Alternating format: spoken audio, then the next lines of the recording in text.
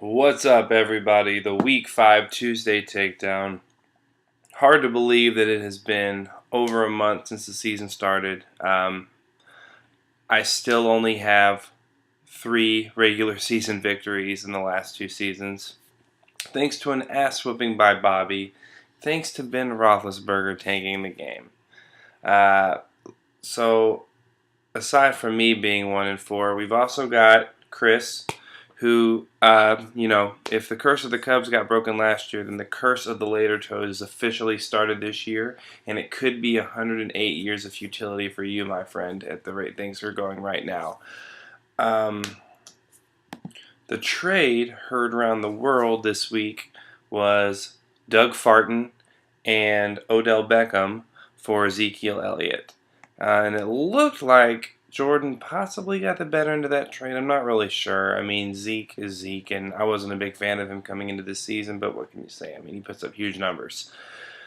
But that all has changed for Jordy now that Odell Beckham has gone down for probably the season. So I will be interesting to see what Jordan can do moving forward. I know he's a wizard. Let's see if he can pull another rabbit out of his ass.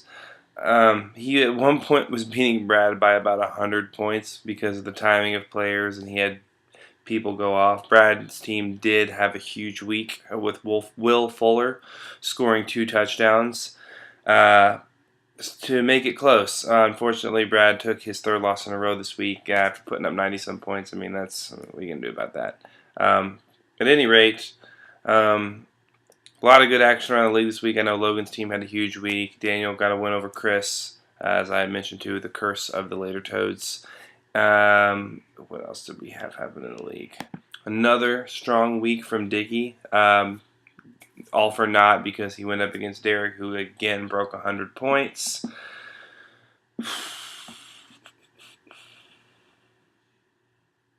Jeff Farmer moving to 4-1, beating Jim. That's quite a nice season for you, sir, and we'll see if you can move the farmer. What's the word I'm looking for? You or Daniel haven't never won the championship, so let's see if you can get the first one for the Farmers. And I want to give a shout out to Daniel on the name change to Pass the Blunt Chris. There's more than meets the eye to this name. I was assuming that he was referring to some sort of a substance that recently became legal in Colorado, Washington State.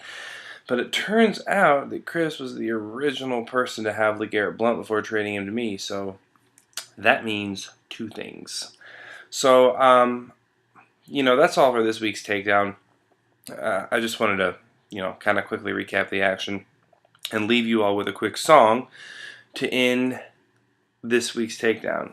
So, same time next week. Later, Toads.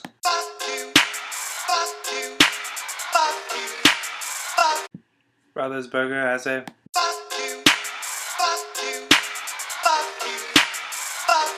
Adam Thielen, I say.